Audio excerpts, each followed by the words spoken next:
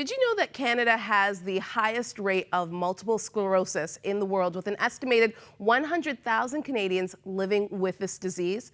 DION Oxford is one of those Canadians living with MS. For almost 20 years, his health has dramatically affected his life and the life of his family. But in the midst of the pain, he says he still chooses to believe God is good and has a divine plan in place. Welcome back to the show, DION. It's great to be here again, Maggie. It's been a while. Too long, maybe. Yeah. Great to see you.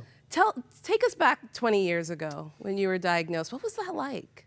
That was a crazy time in my life. I was being hired to work to be the director of a drop-in center, finished my schooling at Tyndale College.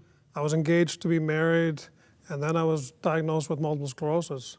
Wow. Which scared the life out of me, truly did. So even during my engagement, I said to my then fiance, like, now's your chance. Like, you can bail, I won't hold it against you. Like, I don't know what's gonna happen with MS, but whatever I read on the internet, that's not very pretty. So now's your way out. And she said, no, you know what, I'm in.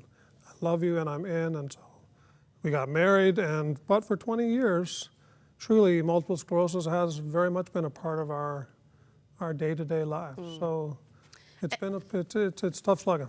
And take me into some of those conversations that you were having with God through this. Yeah, I mean, at the time, again, I'm finishing up a Bible college degree. I'm working with folks who live on the street. You're dedicating your life to God. Yeah, and then all of a sudden, bang, MS.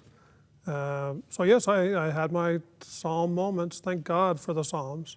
It gives you freedom to shake your fist at God and say, what is going on? What are you thinking? And even the book of Job. Like, so certainly all the way through from the time of diagnosis to now. I'm like, God, I don't get it. I don't want this disease. Take it from me. I do have space that God could take it from me, although I know most likely that's not the norm for most people. So I might live with MS until I die, and that'll be part of my story. So you know, the conversations with God have been intense. Now, it has drawn me closer to God. At the same time, I've viewed MS not as a curse, but as a gift. I do feel as though MS, which I don't think is caused by God, has been something that God has used to draw me closer. When I met with you a couple of years ago, maybe 6-7 years ago, you were heading off to Costa Rica to get kind of what at that point was kind of experimental treatment. Yes. And what happened? Yeah, I mean, even then I tried to sort of monitor my hope, or trying to hold it in check. Yeah. I asked for money. It was expensive. It was $16,000 to fly to Costa Rica with my wife and my daughter. Sent out an email to my supporters because I'm a fundraiser.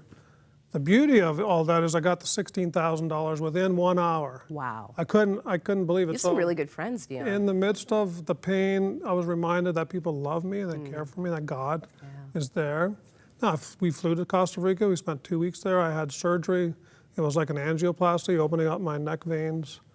Sort of helped. My wife, who was with me, saw some improvements in my color and balance.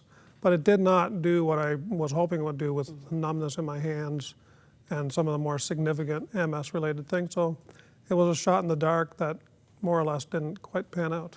Were you disappointed?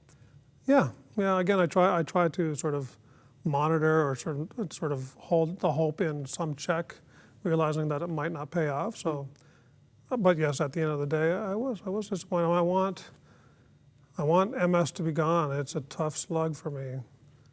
Even though I recognize it as a gift from God, it's a gift I would happily give back to God. Like, you can have this. I feel like I've been taught, you know, enough lessons in life. You can have it back. I'm good to go. Yeah. Since I saw you, this is new. Yeah. The scooter.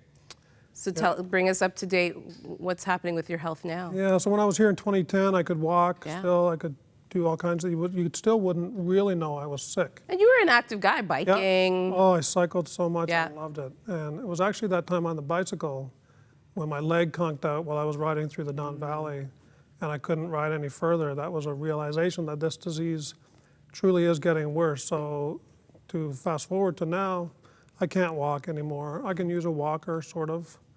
I can't even use a cane. I'm mostly in a scooter. I drive a mobility van, like an accessible van. I have chair lifts going up and down my stairs in my home. I have all kinds of mobility aids to try and get me through the day. It's a disease that keeps on taking. It gets worse and worse. It's new norms.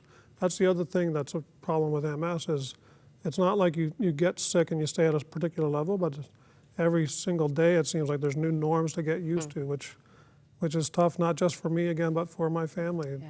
It's not just my disease, right? It's our disease. But in reading your last blog post, you still choose to believe that God is good and that He has a plan. Yeah, in the midst of it all, I think there are a couple of things that sort of give me hope. One is that the end of the story is not Good Friday. It's Easter, resurrection, full health. So I'm excited about that. And I also love this Henry Nouwen quote, which says, Jesus didn't come to take away the pain of the world. He came to be in it with us. Wow. And so I think, you know what? I mean, again, the cross, that was no picnic. Jesus was butchered and murdered and knows what it's like to experience pain.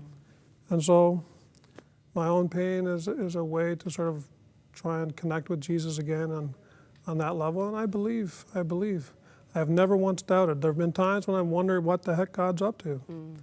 But I've never once doubted God's love for me and love for the world. And at some point, some way, someday, somehow, Easter is coming. Yeah.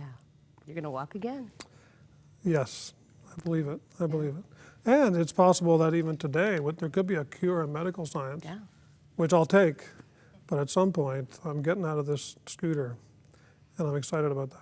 Thank you so much, Dion. If people want to follow your journey, what's your blog? At DionOxford.com. Okay. Yeah, it's pretty heavy. Some hard stuff there. Yeah. Check it Thank out. you for being honest and authentic. And you know, if Dion's journey kind of resonates with you, maybe you're going through some sort of physical pain and you're just asking God, where are you? I hope you take hope in what Dion said, that God is still good and He still has a plan. You might not be able to see that plan right now. Maybe you're just wondering, God, what are you doing? But know that He is in full control. Call our prayer lines. They would love to pray with you and journey with you through this. Stay with us. We'll be right back.